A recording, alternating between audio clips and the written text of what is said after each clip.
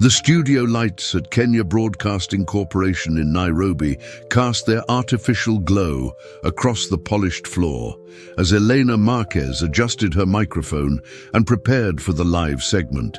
Thousands of miles away, in a sleek New York studio, two anchors watched her image on their monitor, ready to discuss wildlife conservation with their Africa correspondent. Elena had done hundreds of these broadcasts. She knew exactly how to maintain composure, how to deliver information with the perfect blend of professionalism and warmth. But in the next 45 seconds, everything she thought she knew about herself, about memory, about the bonds that transcend species and continents, would shatter into a million pieces on live television. The handler entered through the side door of the Nairobi studio, leading a magnificent cheetah on a specialized leash. Elena continued speaking, her eyes on the camera, explaining the sanctuary's ambassador program to millions of viewers. The cheetah walked calmly at first, accustomed to studio appearances. Then it stopped, its ears rotated forward, its amber eyes locked onto the woman at the anchor desk, and it began to make a sound that cheetahs only make for those they have bonded with since birth. A high-pitched chirping that echoed through the studio. Elena froze mid-sentence. Her face transformed. She whispered a single word that nobody in New York understood, but that changed everything. She whispered the name Duma, and then she could not speak at all. Before we witness what happened next in that Nairobi studio, before we see a moment that would be watched over 20 million times in the following week, we need to go back 5 years. Back to the day when a young journalist from Denver stepped off a plane in Kenya with nothing but a camera bag and an assignment that would alter the course of her entire existence. This is a story about the bonds that science says should not exist, about memory that defies what researchers believe possible, about a connection between a woman and a wild predator that survived 5 years, 2 continents, and the cruel laws of nature that should have erased it completely. If you believe that animals feel, that they remember, that they love in ways we are only beginning to understand, then subscribe to Wild Heart Stories right now. Hit that button and join a community dedicated to celebrating the extraordinary bonds between humans and the animal kingdom. Because this story is about to break your heart and rebuild it in ways you never expected. Elena Marquez was 28 years old when her news director called her into his office at the Denver affiliate station where she had worked for 3 years. She had built a reputation for solid reporting, for stories that connected with viewers, but she had never received an assignment like this one. The network wanted someone to cover the poaching crisis in East Africa.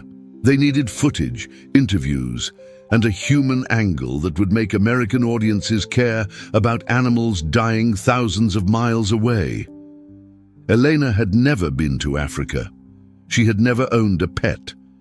She had grown up in a small apartment where animals were not allowed, and her adult life had been consumed by the relentless demands of television journalism.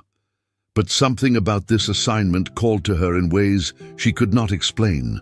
3 weeks later, she landed at Jomo Kenyatta International Airport in Nairobi with 2 suitcases, 3 camera batteries, and absolutely no idea that she was about to meet the creature who would change everything she believed about the boundaries between species. The Masai Mara stretched before her like nothing she had ever seen. Elena had traveled extensively for work, covering stories across the American West, but nothing had prepared her for the scale of the African savanna. The grass seemed to extend forever, golden and rippling under a sun that felt closer than any sun she had known. Her guide was a man named Samuel, a Masai elder who had spent 40 years learning the secrets of this land. He spoke softly, pointed out animals that Elena's untrained eyes would have missed, and seemed to understand something about her that she did not yet understand about herself. Dr. Amara Okonkwo ran the wildlife sanctuary that served as Elena's base of operations. She was a Kenyan veterinarian who had trained in London, and returned home to dedicate her life to saving the animals that poachers were systematically destroying. When Elena first met her, Amara was elbow-deep in treating a zebra that had been caught in a wire snare. Her hands were steady, her voice calm, and her eyes held a combination of exhaustion and determination that Elena recognized from her own reflection on difficult news days. The first week passed in a blur of footage and interviews. Elena documented the anti-poaching patrols, the rangers who risked their lives every night, the heartbreaking evidence of animals killed for their parts. She was building a powerful story, one that she knew would affect viewers. But she maintained her professional distance. This was a job. These were subjects to be documented, not emotions to be felt. That changed on the 8th day.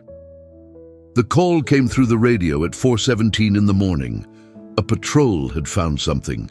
Samuel drove through the darkness, the Land Rover bouncing over terrain that seemed designed to shake humans apart. Elena gripped her camera bag and wondered why her heart was pounding in a way it never had for any story before. They found the patrol standing in a circle around something in the tall grass.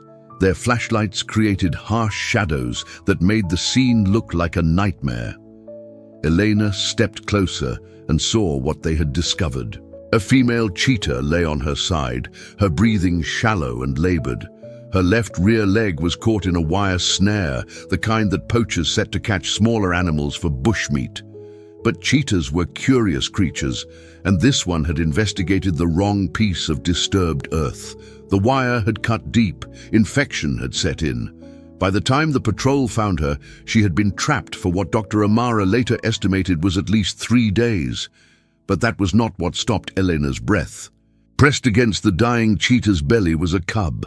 Tiny, perhaps 6 weeks old, based on its size. Its spotted fur was matted with dirt and dried milk. Its eyes were huge and terrified. And despite everything, despite the smell of infection and the sounds of humans and the vehicles and the lights, that cub would not leave its mother's side. Dr. Amara worked for 2 hours trying to save the female. She cleaned the wound, administered antibiotics, set up an IV line right there in the grass. Elena filmed everything, her hands shaking in ways they never had during floods or fires or any other disaster she had covered. But this was different. This was a mother fighting to survive for her baby. And watching that fight, watching the cub press closer every time its mother's breathing changed, Elena felt something crack open inside her chest. At 6:23 in the morning, the female cheetah's heart stopped. Dr. Amara sat back, her face wet with sweat and something else. The rangers removed their hats. Samuel said something in Masai that Elena did not understand, but felt in her bones. And the cub began to make a sound, a high-pitched chirping, a desperate calling for a mother who would never answer again. Elena lowered her camera. She had gotten the footage. She had documented the moment. A professional journalist would pack up now, write a voiceover about the tragedy of poaching, and move on to the next assignment. But Elena could not move. She could not take her eyes off that tiny creature pressing against its mother's still warm body, calling and calling and calling. The cub would not let anyone approach. Every time a ranger moved closer, it would hiss and spit, protecting a mother who no longer needed protection. It was Dr. Amara who finally solved the problem.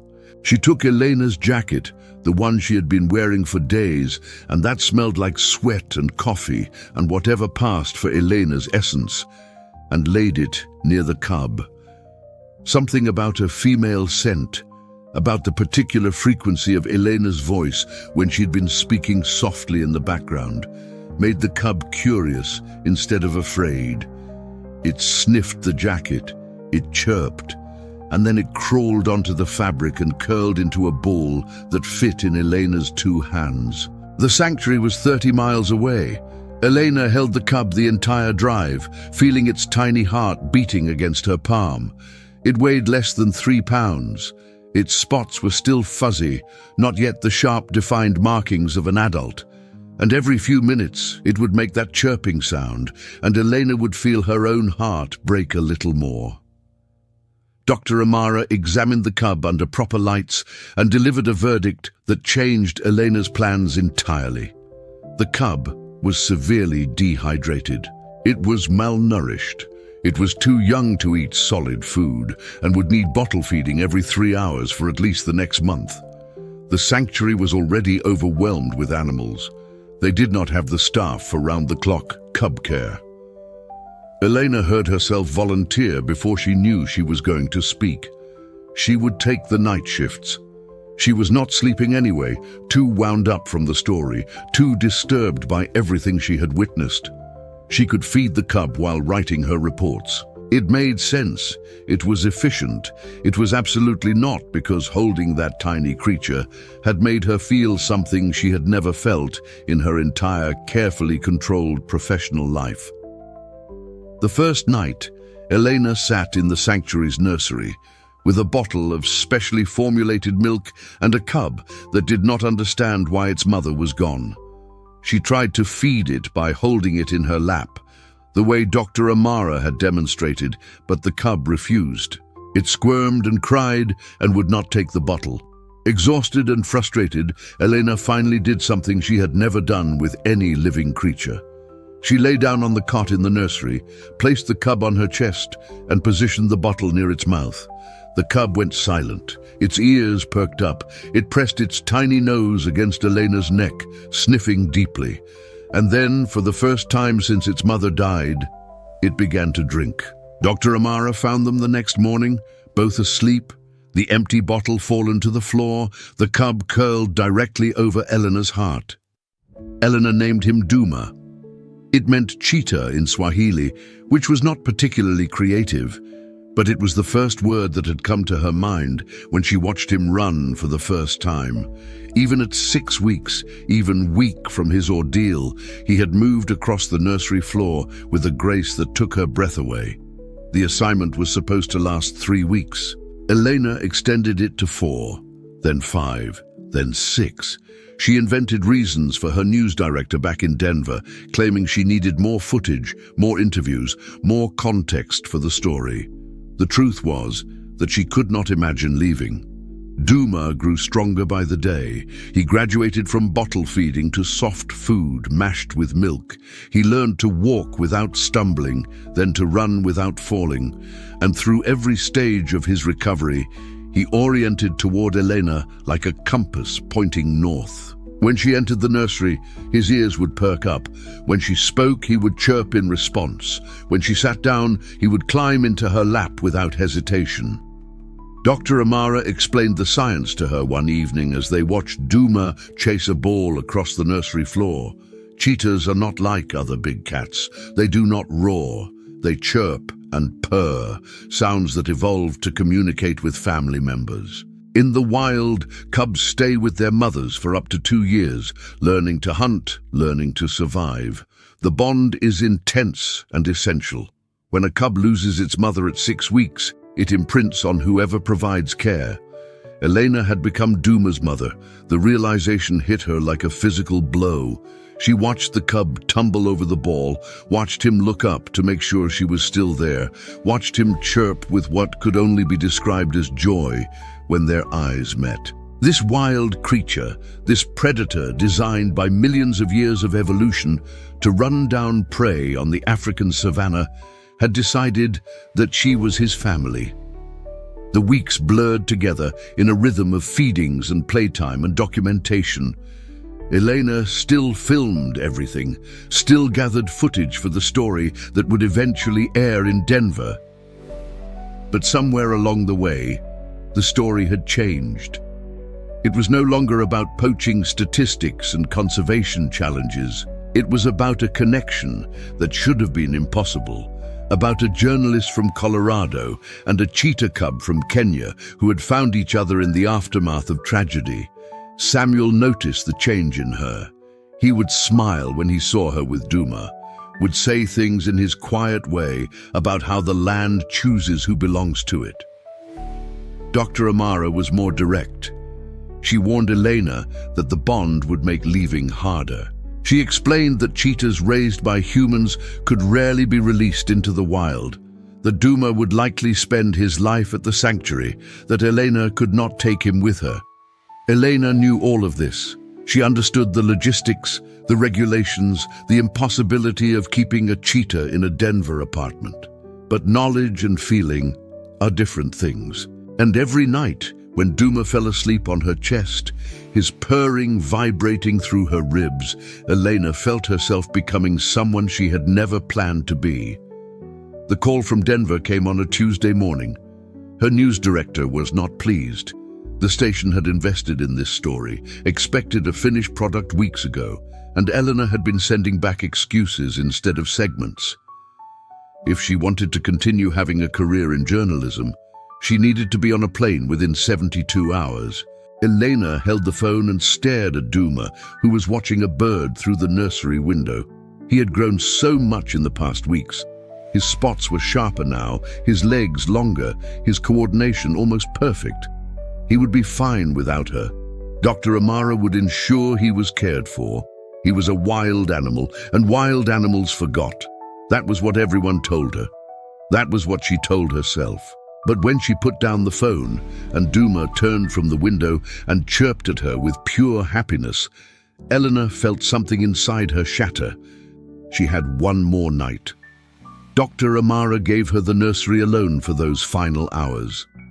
Elena sat with Duma in her lap, his weight so much more substantial than it had been that first night, and she talked to him. She told him about Denver, about snow, about the career she had built and the life she had planned. She told him that she would come back someday, that she would never forget him, that he had changed something fundamental in her understanding of the world. Duma listened. His ears moved with her voice. His amber eyes never left her face. And when she finally stopped talking, exhausted and hollow, he pressed his forehead against her chin and purred. She left before dawn. It was the only way she could make herself do it. She slipped out while Duma slept, her footsteps silent on the nursery floor, her heart making enough noise to wake the entire sanctuary. She did not look back. She could not look back. Because if she did, she would see him wake and search for her, would hear him chirp for a mother who was abandoning him for the second time in his short life. Samuel drove her to the airport in silence. When she climbed out of the Land Rover, he took her hand and held it for a long moment. "The land has claimed you," he said. "You will return. This is not goodbye." Elena nodded because she could not speak.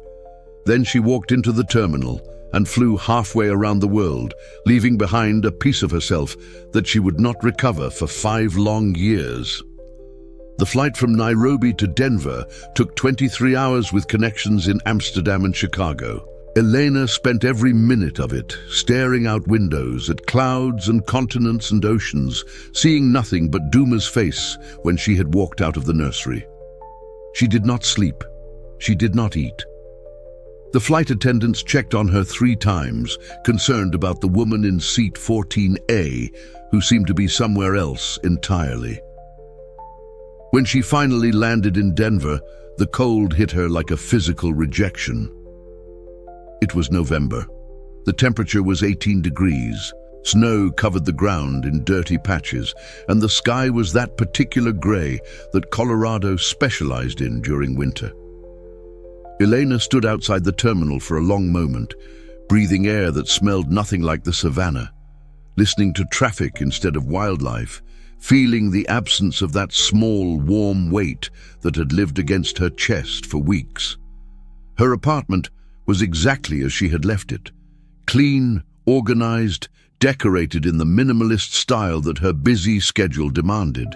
There were no plants because plants required attention. There were no photographs because photographs accumulated emotions. There was a couch, a television, a bed, and a kitchen she rarely used. It was not a home. It was a place to sleep between stories. Elena dropped her bags and sat on the couch and cried until she had nothing left. The story aired 3 weeks later. Elena had edited it herself, spending countless hours crafting a narrative about poaching and conservation and the dedicated people fighting to save Africa's wildlife. The footage of Duma appeared briefly, a 30-second segment about orphaned animals and the sanctuaries that saved them. Elena's voice narration was steady, professional, revealing nothing of the devastation she had felt filming those moments. The story won a regional Emmy. Elena accepted the award with a smile that did not reach her eyes. Dr. Amara sent the first email 2 weeks after Elena returned to Denver. The subject line simply said, "Update on our friend." Elena opened it with hands that trembled. Duma was doing well, Amara wrote. He had been confused for several days after Elena left, searching the nursery, chirping at the door, refusing to eat. But animals were resilient. He had eventually bonded with one of the sanctuary workers, a young Kenyan woman named Grace, who had a gentle way with traumatized animals. He was eating again, growing again, learning to play with the other juvenile cheetahs the sanctuary cared for. Attached to the email was a photograph. Duma at 3 months old, his spots sharp now, his body elongating into the distinctive shape of his species. He was looking directly at the camera with those amber eyes that Elena knew better than her own. She printed the photograph and put it in her desk drawer. She could not bear to look at it every day, but she could not throw it away either. The emails continued. Once a month, sometimes more, Dr. Amara would send updates with photographs attached. Elena watched Duma grow through her computer screen, 4 months old, playing with a rope toy, 6 months old, running alongside another juvenile cheetah, 8 months old, his body nearly full size now, his markings exactly like his mother's had been in those final hours. A year old, magnificent and healthy, and completely unaware that a woman in Colorado refreshed her email, obsessively waiting for news of him. Elena told herself that the pain would fade. This was what people said about loss. Time heals, memories dim, the sharp edges of grief eventually smooth into something bearable. But 2 years after leaving Kenya, she still dreamed about Duma almost every night. She still woke with the phantom sensation of a warm weight on her chest. She still caught herself making that chirping sound when she saw cats on the street, then feeling foolish and empty when they did not respond. Her career progressed exactly as planned. The Emmy opened doors. Elena moved from local coverage to regional, then to national assignments. She traveled constantly, covering stories across America and occasionally overseas. She dated a photographer for 8 months, a producer for 6, a fellow correspondent for 1.5 years. None of them understood why she had a password-protected folder on her computer filled with photographs of a cheetah. None of them understood why she sometimes cried in her sleep, calling out a name in Swahili. 3 years after leaving Kenya, Elena received a promotion that changed everything. The network wanted her as their primary international correspondent based in New York but traveling the world. She would cover humanitarian crises, environmental stories, cultural features. She would have resources and support and a platform that reached millions of viewers. She would have the ability to choose some of her own assignments. The thought occurred to her during the celebration dinner with her new colleagues. She could go back, not to stay, not to somehow reclaim what she had lost, but to see him, just once, just to know that he was real and alive and had not been some fever dream conjured by a woman who had never learned how to love. She waited another year. She told herself she needed to establish herself in the new position, to prove her value before requesting a personal project. But the truth was that she was afraid. 5 years had passed.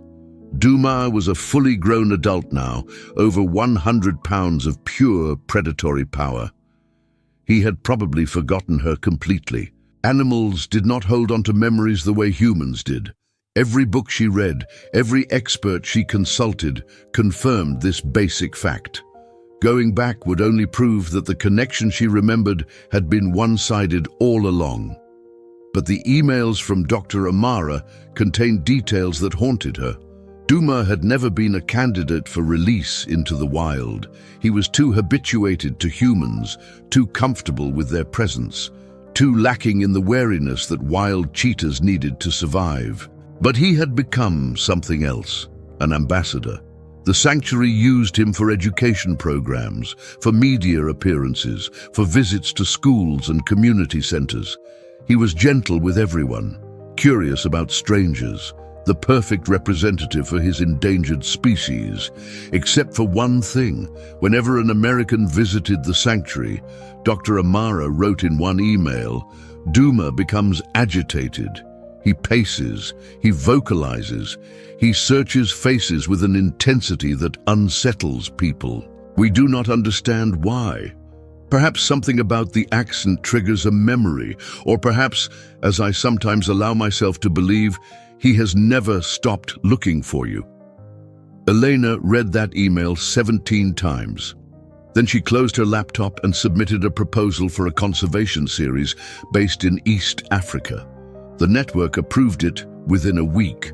5 years and 2 months after leaving Kenya, Elena Marquez stepped off a plane at Jomo Kenyatta International Airport. The heat wrapped around her like a welcome. The sounds and smells triggered memories so vivid that she had to stop walking and breathe. She was back. After all this time, after all the distance she had put between herself and this place, she was finally back. The series would take 3 weeks to film. Elena had arranged coverage of multiple sanctuaries, multiple conservation programs, multiple aspects of the human-wildlife conflict that defined modern Africa. She had not specifically requested to visit the sanctuary where Duma lived. She had not told Dr. Amara she was coming. She told herself she wanted to maintain professional distance, to evaluate the program objectively, to approach the story as a journalist rather than as a woman desperately searching for a connection that probably no longer existed. She was lying to herself, and she knew it. The first 2 weeks passed in a productive blur. Elena filmed rhinoceros protection programs, elephant orphanages, community initiatives that gave local people economic reasons to preserve wildlife. She interviewed rangers and researchers and government officials. She captured footage that would make compelling television.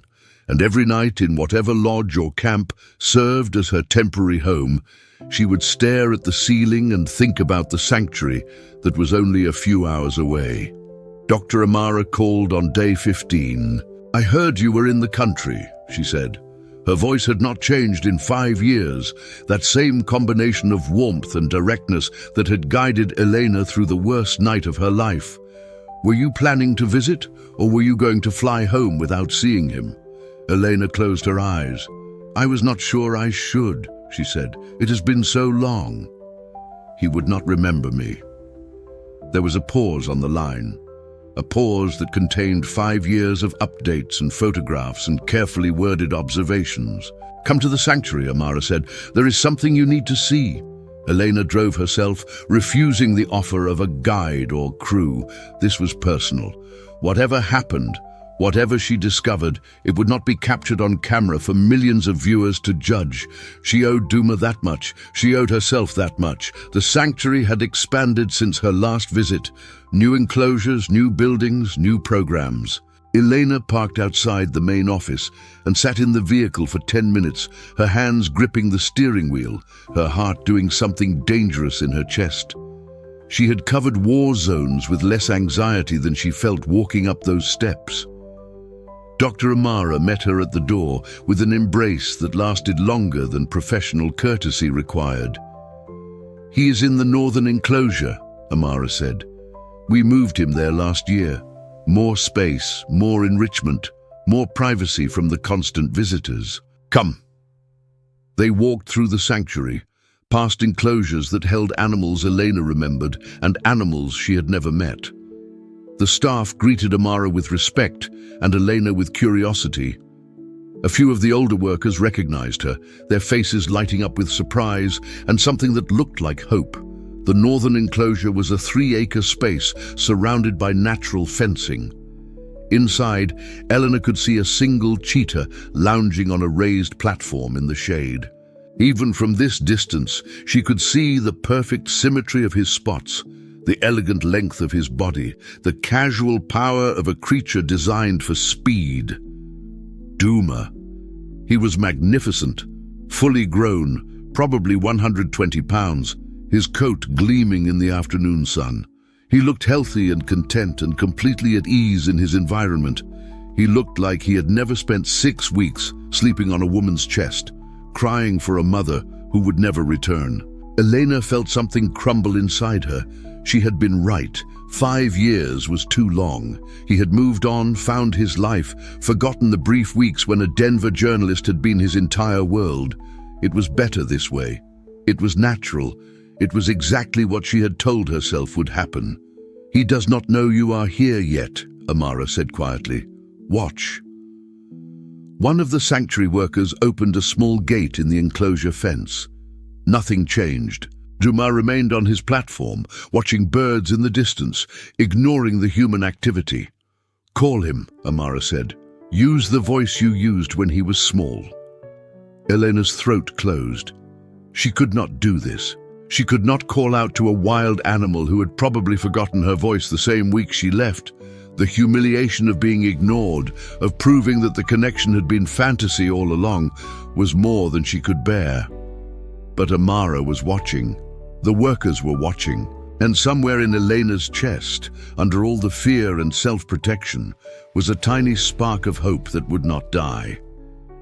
"Duma," she called. Her voice came out rough, barely audible. She cleared her throat and tried again. "Duma." The cheetah's ear twitched. She almost missed it. Such a small movement, hardly visible from this distance. But she had spent 6 weeks learning every signal that ear could make, every position that indicated curiosity or hunger or contentment. Elena called his name again. This time her voice was stronger. This time it carried the particular frequency that had soothed a grieving cub to sleep 1,000 nights in a row. Duma's head turned. For a long moment, nothing happened. The cheetah stared toward the fence where Elena stood. His body remained relaxed on the platform. Elena felt tears building behind her eyes. He was looking at another visitor, another stranger, another face that meant nothing. Then Duma stood. His movement was sudden, explosive, completely at odds with his previous lazy demeanor. He launched off the platform and hit the ground running. Not at full speed, not the incredible velocity his species was famous for, but fast enough. He crossed the enclosure in seconds, his legs eating up the distance, his eyes fixed on one point. He hit the fence so hard that Elena stumbled backward. But it was not aggression. It was not territorial defense. Duma pressed his entire body against the chain link, pushing his face as close to Elena as the barrier allowed. And he began to make a sound. That sound, the high-pitched chirping that cheetahs only make for family. The vocalization that scientists believed was reserved for mothers and siblings and cubs. The sound that Duma had made for Elena and Elena alone during those 6 weeks that had changed both their lives. Elena fell to her knees in the dirt. Her hands found the fence, found the warm body pressing against the other side. Duma was rubbing his head against her fingers, against the chain link, against anything that would bring him closer to her. His chirping had become continuous, desperate. A 5-year conversation compressed into a single moment of recognition. "He remembers," Elena whispered. The tears were falling now, unchecked and uncontrolled. "He remembers me." Dr. Amara stood behind her, and even that composed professional woman was wiping her eyes. "He never stopped looking for you," Amara said. Every American voice made him search. Every woman who entered his enclosure got examined with those eyes. We did not know what he was looking for until now. Elena stayed at that fence for 2 hours. She could not bring herself to leave, and Duma showed no interest in doing anything but pressing against her, chirping and purring and occasionally making a sound that might have been frustration at the barrier between them. When the sun began to set, and the staff gently suggested that the enclosure needed to be secured for the night, Elena made a decision that would shape the final chapter of this story. "I am filming a segment on conservation ambassadors," she told Amara. "A live broadcast from a studio in Nairobi. Could Duma be part of it?" Amara tilted her head.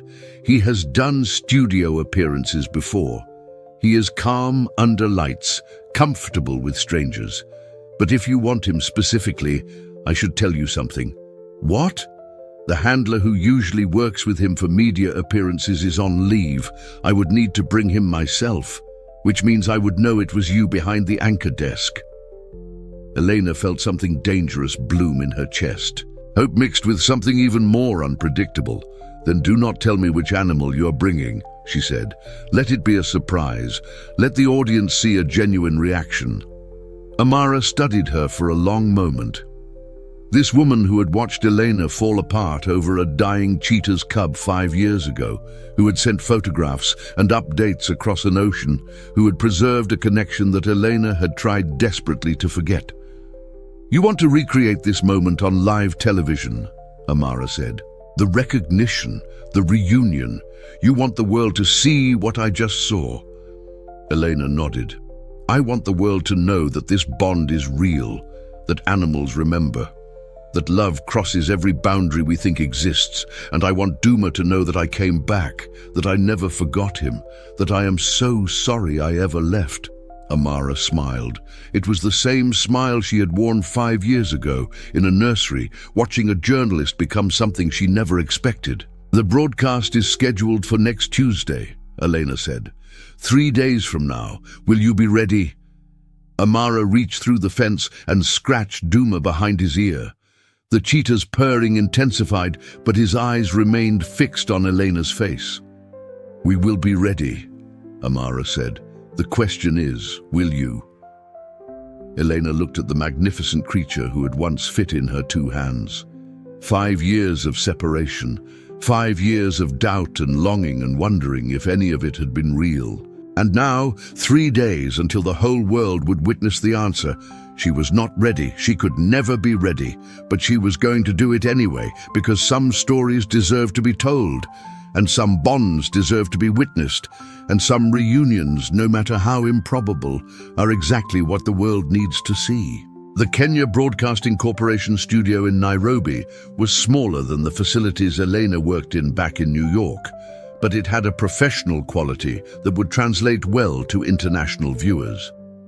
Blue and silver dominated the color scheme, with LED screens behind the anchor desk displaying rotating images of African wildlife. The lighting was harsh in that particular way television lighting always was, designed to eliminate shadows and make human faces look slightly unreal. Elena arrived 4 hours before the scheduled broadcast. She needed time to rehearse, to test the satellite connection with New York, to make sure every technical element was perfect.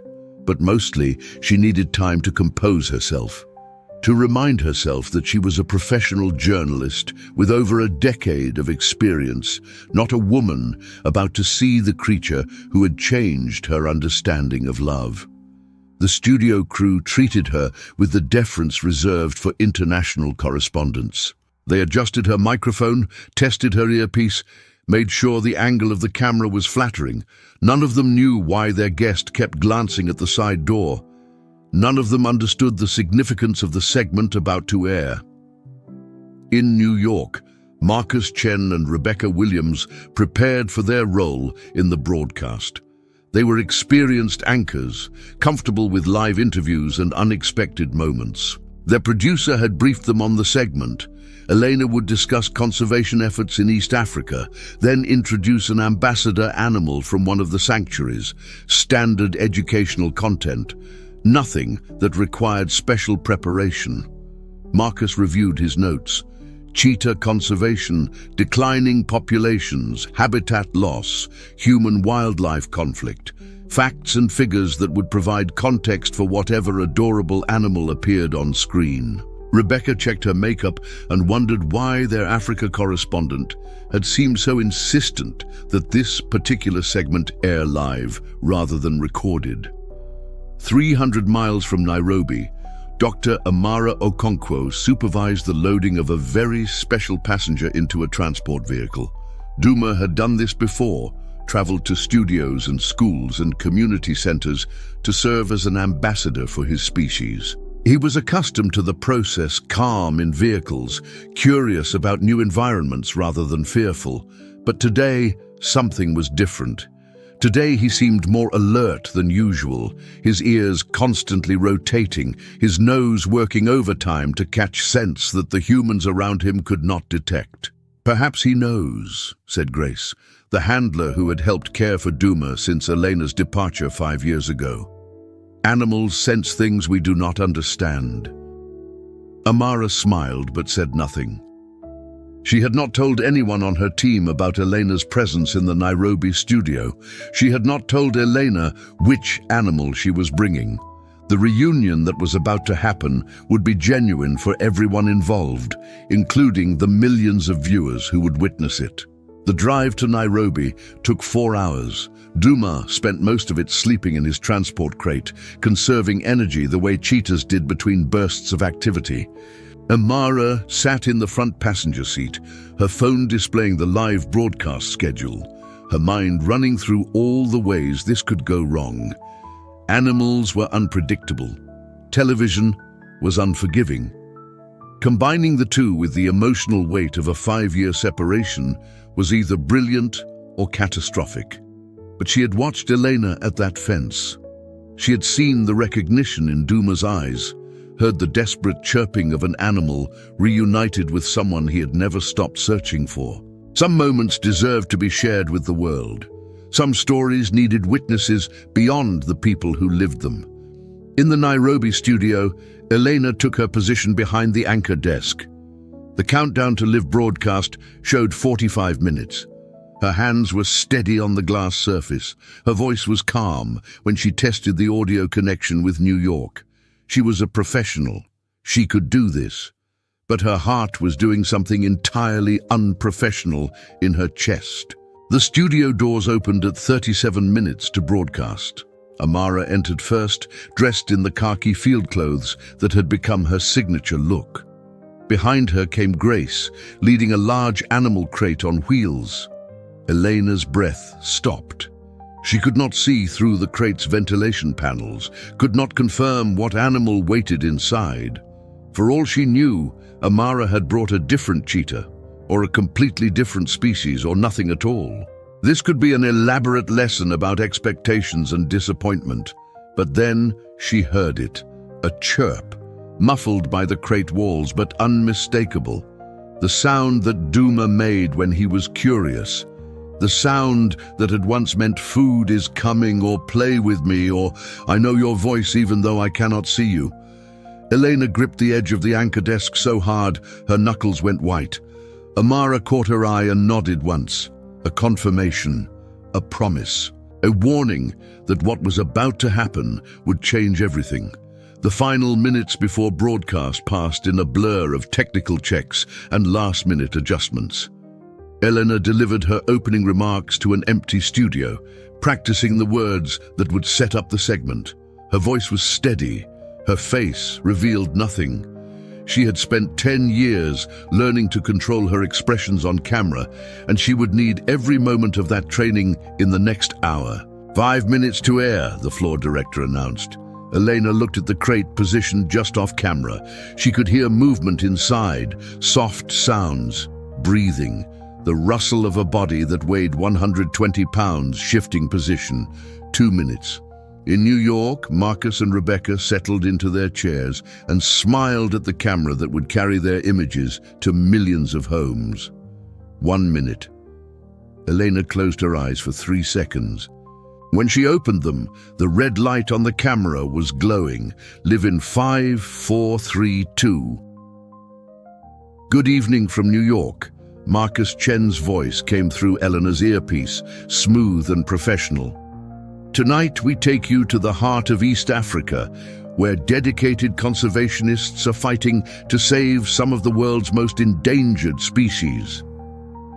Our correspondent, Elena Marquez, joins us live from Nairobi with a special look at the programs making a difference. Elena smiled at the camera. Thank you, Marcus. I'm coming to you from the studios of Kenya Broadcasting Corporation, where I have spent the past 3 weeks documenting the incredible work being done to protect Africa's wildlife. She delivered her prepared remarks flawlessly. Statistics about cheetah population decline, information about habitat loss and human-wildlife conflict. Details about the sanctuary system that provided refuge for animals who could not survive in the wild. Standard conservation content, professionally presented, revealing nothing of the storm building inside her. Joining me now, Elena continued, is Dr. Amara Okonkwo, veterinarian and director of the Masai Mara Wildlife Sanctuary. Dr. Okonkwo, thank you for being with us. Amara took her position beside the anchor desk. She spoke eloquently about her work, about the challenges of modern conservation, about the importance of education and awareness. She was exactly what Elena needed, a professional colleague discussing professional topics, creating context for what was about to happen. And tonight, Elena said, the sanctuary has brought one of their ambassador animals to help us understand why this work matters. Dr. Okonkwo, can you tell us about the program? Ambassador animals are the heart of our education efforts, Amara explained. These are animals who cannot be released into the wild, but who serve a crucial purpose. They connect people emotionally to species they might never encounter otherwise. They remind us that conservation is not about statistics, it is about individual lives. The floor director gave Amara a signal. It was time. Let us meet one of these ambassadors now, Amara said. She nodded to Grace, who opened the crate door. Elena had positioned herself facing the camera. Her job was to continue the conversation while the animal was introduced, to provide professional commentary as viewers got their first look at whatever creature emerged. She was not supposed to turn around immediately. She was supposed to maintain eye contact with the lens to keep the audience engaged. But she heard the door open. She heard the soft pad of paws on the studio floor. And she heard a sound that made every carefully constructed plan dissolve.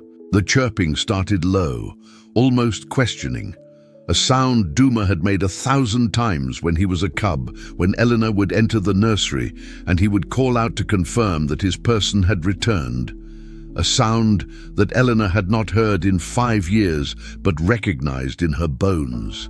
She was still speaking. Words were still coming out of her mouth, something about the importance of ambassador programs, something about public education. But her voice was changing, slowing, breaking apart around edges that she could no longer control. The chirping grew louder, more insistent, more desperate. Elena turned. Duma stood 15 feet away, his leash loose in Grace's surprised hand. He was enormous, magnificent. Every inch the apex predator his species had evolved to become. But his body language was not predatory. His ears were forward. His eyes were fixed on Elena's face with an intensity that made everyone in the studio hold their breath. He chirped again. The sound filled the studio, cutting through the professional hum of equipment and the distant chatter of the control room. It was not a sound a wild animal should make. It was the sound of a creature calling for family. Elena's mouth opened, but no professional commentary emerged. Instead, she whispered a word that only one being in the room could understand. Duma. The cheetah moved. Grace, caught off guard by the sudden lunge, lost her grip on the leash. Amara made no move to intervene, and 120 pounds of spotted feline crossed the studio floor in 3 bounds, heading directly for the woman behind the anchor desk. Duma did not attack. He did not threaten. He launched himself at Elena and pressed his massive head against her chest, against the exact spot where he had slept every night for 6 weeks, when he was small enough to fit in her hands. His chirping transformed into a continuous purr, a vibration so deep that the studio microphones picked it up and broadcast it to millions of viewers. Elena's arms came up automatically. Her hands found the familiar patterns of his coat, the spots she had memorized when he was barely bigger than a house cat. Tears were streaming down her face, ruining her television makeup, destroying her professional composure. She did not care. "Duma," she said again, and then she could not say anything else. In New York, Marcus and Rebecca sat in stunned silence. They had expected a cute animal segment. They had expected some charming footage of a cheetah being charming. They had not expected their colleague to collapse into tears while embracing a wild predator on live television. "Elena," Rebecca finally managed. "Elena, is everything okay?" The studio camera had zoomed in on Elena's face. Viewers around the world watched as a veteran journalist completely broke down, her body shaking with sobs, while a cheetah pressed against her and made sounds of pure recognition. Amara stepped forward, her own eyes wet, and addressed the camera directly. "What you are witnessing," she said, "is a reunion 5 years in the making. This cheetah, Duma, was orphaned at 6 weeks old when his mother died in a poacher's trap. The woman holding him is the journalist who spent 6 weeks nursing him back to health. She became his surrogate mother, and he never forgot her." The chirping continued as Elena buried her face in Duma's neck. His purring vibrated through the studio. His body was completely relaxed against hers, not a trace of the wariness that wild animals typically displayed. "Cheetahs are not like other big cats," Amara continued, her voice steady despite her emotions. "They bond deeply with their family members. They remember. And when Elena left Kenya 5 years ago, she left a piece of herself with this animal. Today, that piece has been returned." In New York, the production team made a decision that would later be praised by media critics worldwide. Instead of cutting away, instead of returning to the scheduled programming, they let the camera roll. They let millions of people watch as Elena slowly composed herself, as she wiped her eyes and looked at Duma and laughed through her tears. "I am sorry," she finally said to the camera. "This was supposed to be a professional segment about conservation. But I think this moment demonstrates something that all the statistics in the world cannot capture. The bond between humans and animals is real. It is profound. And it does not fade just because time and distance intervene." Duma, as if understanding that his person was speaking to others, looked directly at the camera. His amber eyes held no fear, no aggression, just curiosity, and what could only be described as contentment. The broadcast continued for another 20 minutes. Elena recovered enough to conduct a genuine interview with Amara, discussing Duma's life at the sanctuary, his role as an ambassador, the conservation lessons that his story represented. But the footage that would be shared millions of times, the clip that would trend on every social media platform within hours, was those first 60 seconds. The chirp of recognition, the rush across the studio, the collapse of a professional journalist into the arms of an animal who had waited 5 years for her to return. After the cameras stopped rolling, Elena asked for time alone with Duma. The studio crew cleared out. Amara waited in the hallway with a smile she could not suppress. And Elena sat on the floor with a fully grown cheetah in her lap, feeling his purr vibrate through her entire body. "I am so sorry," she whispered to him. "I am so sorry I left. I am so sorry it took me so long to come back." Duma responded by pressing his forehead against her chin, exactly as he had done when he was a cub. The gesture had not changed. The love had not changed. 5 years, 2 continents, and the supposed boundaries between species had not changed anything that mattered. The next morning, Amara took Elena to a part of the sanctuary she had not seen before. A smaller enclosure, carefully climate-controlled, separate from the main animal areas. "I did not mention this during the broadcast," Amara said. "I thought it might be too much, but there is something you should know."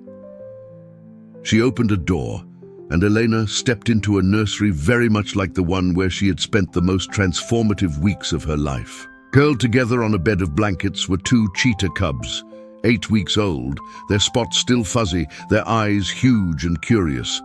They looked up at Elena with the same expression Duma had worn the first time she held him. "Duma is a father," Amara said.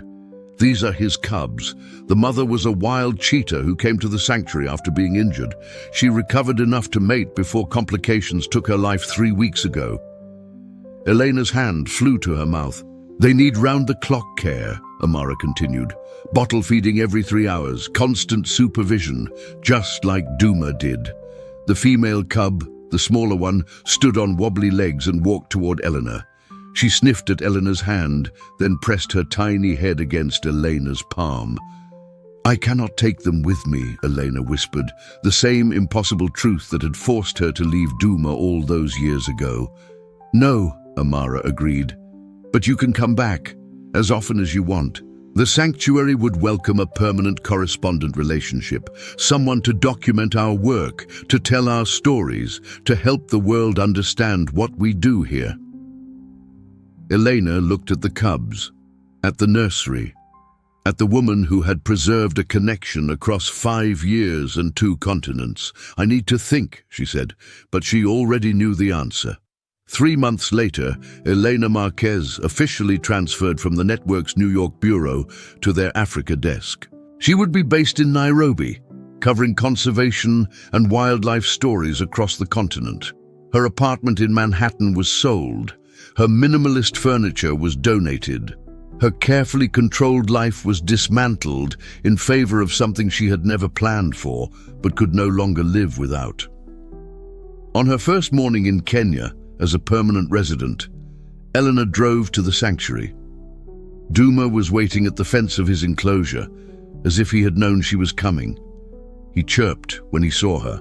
He pressed against the barrier until a staff member opened the gate and let her inside.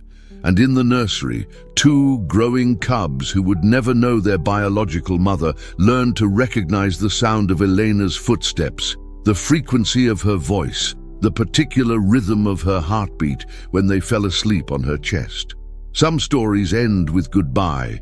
Some stories end with loss and distance and the gradual fading of connections that once seemed permanent.